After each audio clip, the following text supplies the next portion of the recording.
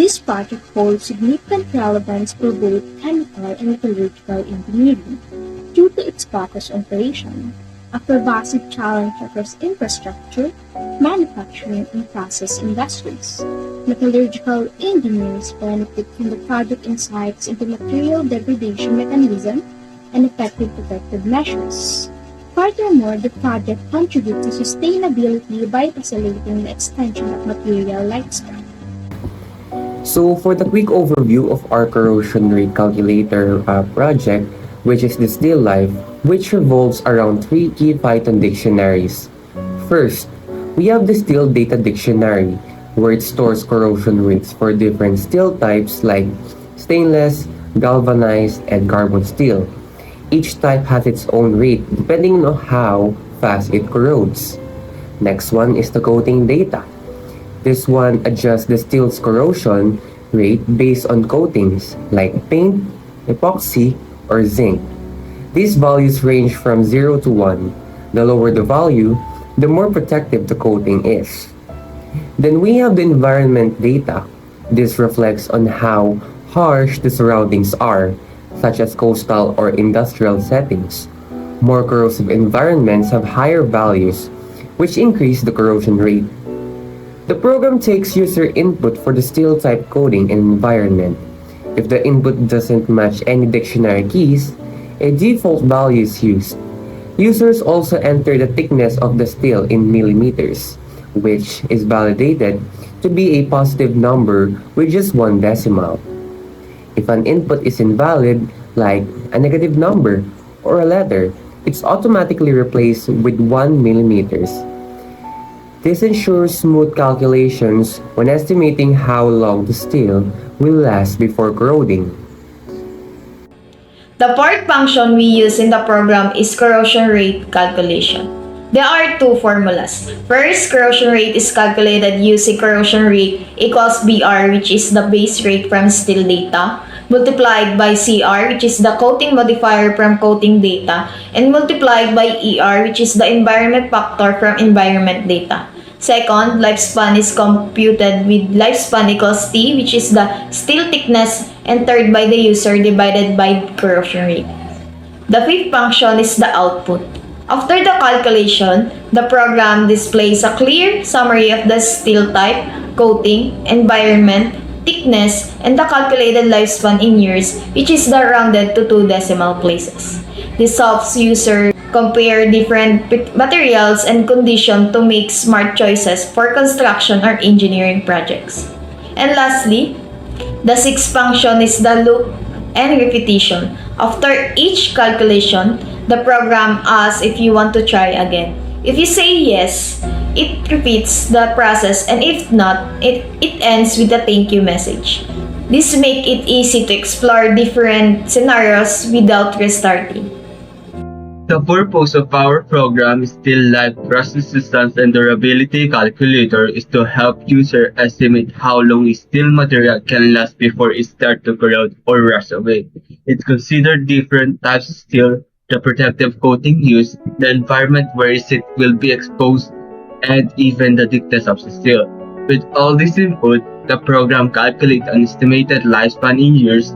This is especially helpful for engineer, construction worker, or anyone dealing with metal materials, so they can make better decisions about what kind of steel to use and how to protect it for longer durability.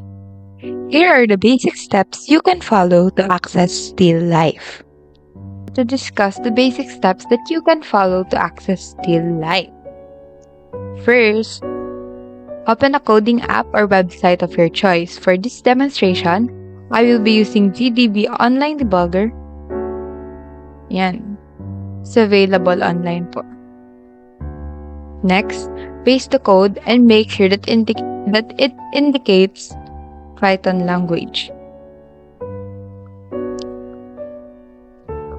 Python. Run the program. Run the code pala. Examine your materials to be checked. Its steel type, whether stainless, galvanized, carbon steel, alloy steel, tool steel, aluminum, or mild steel. this code is case sensitive, kaya kailangan natin gayanin kung paano ang capitalization, spacing, ng mga given choices para ma-read siya ng program. For example, ang itatest natin ay galvanized steel. Galvanized. Enter. I-check din natin ang kanyang coating kung may paint, epoxy, zinc, or none.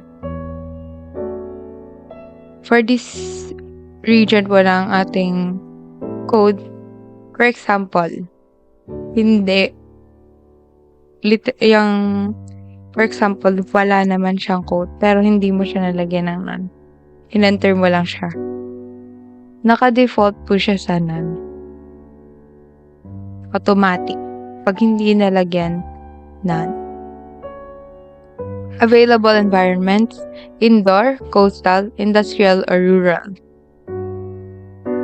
Kasi malaki ang impact ng environment sa corrosion ng metals. Kaya, isa yun sa mga i-consider namin sa paggagawa ng program. For example, yung galvanized steel na walang coating ay nandun sa coastal area. Coastal. At yung thickness lang niya ay kunwari 2 millimeters. Pwede siyang tumagal. Ang maximum lifespan niya ay 50 years. 50 years according sa mga data na nakuha namin sa internet. Kasi po, lahat ng nakalagay dito na lahat ng nakalagay dito na span, ito po yung lifespan ng isang metal na nadadagdagan lang through epoxy and environmental data.